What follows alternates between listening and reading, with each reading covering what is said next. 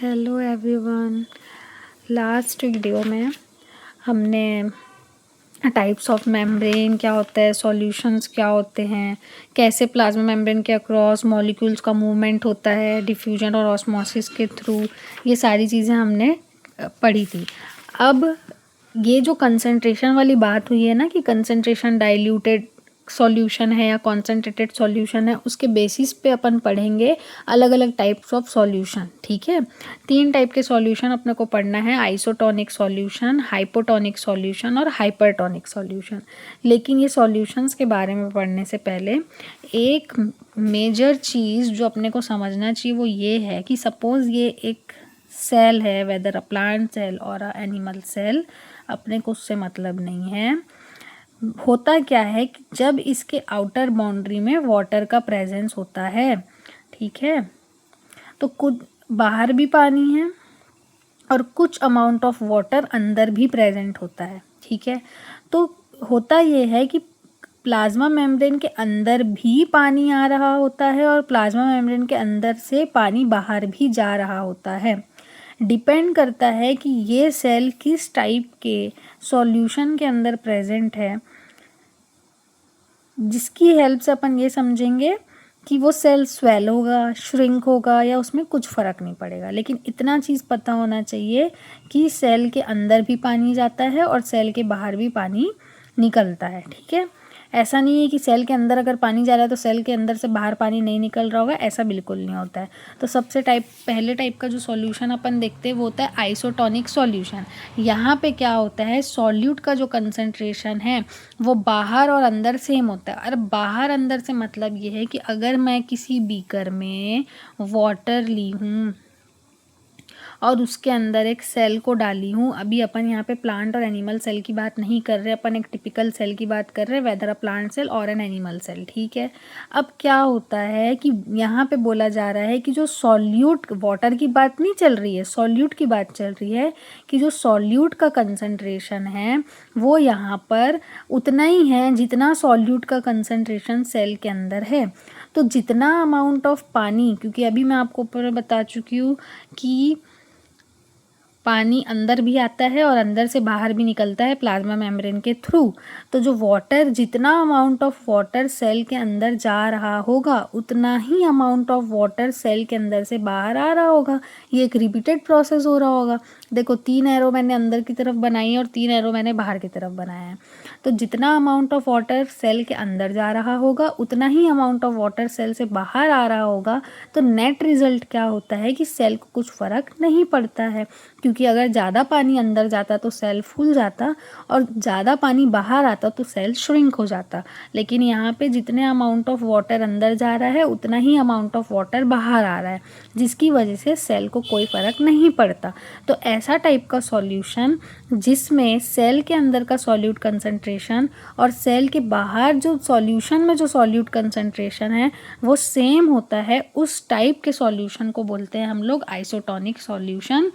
Effect on cell, cell पे क्या effect होगा कि उसके साइज़ पे कोई चेंज नहीं आएगा। आइसोटोनिक सॉल्यूशन में देखो मैंने जितने एरो अंदर की तरफ बनाए उतने ही एरो बाहर की तरफ बनाए हैं, ये शो करने के लिए कि जितना अमाउंट ऑफ वाटर अंदर जाता है सेल के उतना ही अमाउंट ऑफ वाटर बाहर भी आता है।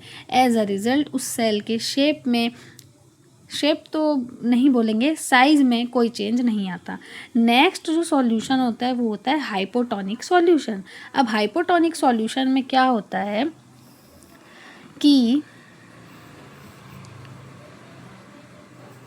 जो बाहर जो सॉल्यूट का कंसंट्रेशन होता है वो बहुत कम होता है, सॉल्यूट का कंसंट्रेशन बहुत कम होता है और अंदर सॉल्यूट का कंसंट्रेशन बहुत ज़्यादा होता है। तो मैंने लास्ट वीडियो में आपको ये बात समझाई थी कि सॉल्यूट का कंसंट्रेशन जहाँ पर कम होता है उधर से पानी जहाँ ज़्यादा सॉल्यूट का कंसंट्रेशन होता है वहाँ चला जाता है, यानी कि लो सॉल्यूट कंसंट्रेशन से पानी कहाँ जाता है, हाई सॉल्यूट कंसंट्रेशन में। या फिर ये समझ लो कि सेल के अंदर अगर सॉल्यूट ज़्यादा है यानी सॉल्वेंट कम है और सेल के बाहर सॉल्यूट कम है यानी सॉल्वेंट ज़्यादा है, तो ज़्यादा सॉल्वेंट सेल के बाहर है और कम सॉल्वेंट सेल के अंदर है, तो इवेंचुअली ज़्यादा अमाउंट ऑफ वाटर सेल के अंदर जाएगा और कुछ कम अमाउंट ऑफ वाटर सेल से बाहर निकलेगा। ऐसा नहीं है कि बाहर से अंदर अगर पानी जा रहा है तो अंदर से बाहर पानी नहीं निकलेगा, बिल्कुल निकलेगा, क्योंकि प्लाज्मा मेम्ब्रेन से ईजिली वाटर निकल सकता है, क्योंकि वो सेलेक्टिवली परमिएबल मेम्ब्रेन होने के साथ साथ सेमी परमिएबल मेम्ब्रेन भी है, वाटर का अलावेंस करता है। ठीक है, तो एज अ रिज़ल्ट क्या होता है, सपोज 2 ml पानी या 2 बूंद पानी बाहर निकल रहा है लेकिन 10 बूंद पानी अंदर जा रहा है, तो नेट अगर देखा जाए तो 8 बूंद पानी उसके अंदर जा रहा है ना, 2 निकल भी रहा है, तो इसका नेट रिजल्ट ये होता है कि सेल स्वेल हो जाता है। वही यहाँ पे लिखा है कि हाइपोटोनिक सॉल्यूशन उस टाइप के सॉल्यूशन को बोलते हैं जिनमें जो कंसंट्रेशन ऑफ सॉल्यूट होता है वो सेल के बाहर ज़्यादा होता है एज़ कम्पेयर टू उसके अंदर, जिसकी वजह से इफ़ेक्ट क्या देखने को मिलता है कि वाटर सेल के अंदर घुस जाता है और सेल स्वेल हो जाता है, फूल जाता है। जैसे यहाँ पे मैंने अंदर की तरफ एरो ज़्यादा बनाया है, बाहर की तरफ एरो कम बनाया है। ठीक है, आप उस हाइपोटोनिक सॉल्यूशन या अभी जो आइसोटोनिक सॉल्यूशन हमने पढ़ा है या आगे जो हम हाइपरटोनिक सॉल्यूशन पढ़ेंगे उसको किसी एक चीज़ के टर्म्स में याद रखोगे, या तो सॉल्यूट के कंसंट्रेशन के टर्म्स में याद रखोगे या तो सॉल्वेंट के कंसंट्रेशन के टर्म्स में याद रखोगे। सॉल्यूट के टर्म्स में याद रखोगे तो लिखना ज़्यादा ईजी हो जाएगा।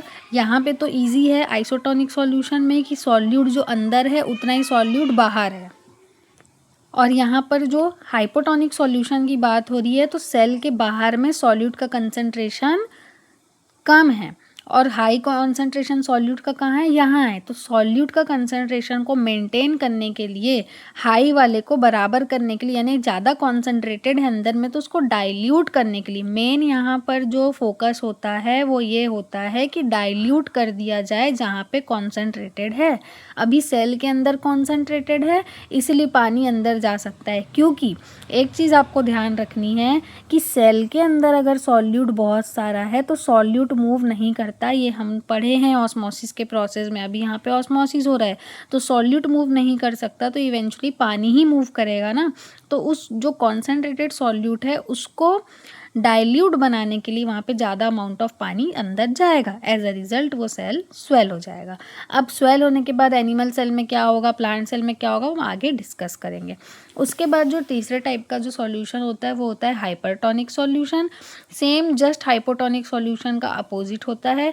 यहाँ पे सॉल्यूट का कंसंट्रेशन बाहर ज़्यादा होता है और अंदर कम होता है। अब क्या होगा अगर बाहर ज़्यादा है, तो बाहर सॉल्यूट का कंसंट्रेशन ज़्यादा है यानी पानी वहाँ आएगा। इतना चीज़ बस आपको याद रखना है, जहाँ पे सॉल्यूट का कंसंट्रेशन ज़्यादा है पानी वहीं जाएगा। हाइपरटोनिक सॉल्यूशन में सॉल्यूट का कंसंट्रेशन बाहर, सेल के बाहर ना ज़्यादा होता है, इसलिए पानी सेल के बाहर जाता है। तो यहाँ पर क्या होता है इस कंडीशन में कि सेल के बाहर पानी ज़्यादा जाता है लेकिन सेल के अंदर बहुत माइन्यूट अमाउंट ऑफ पानी अंदर आता है, जिसकी वजह से सेल क्या हो जाता है, सिकुड़ जाता है, श्रिंक हो जाता है।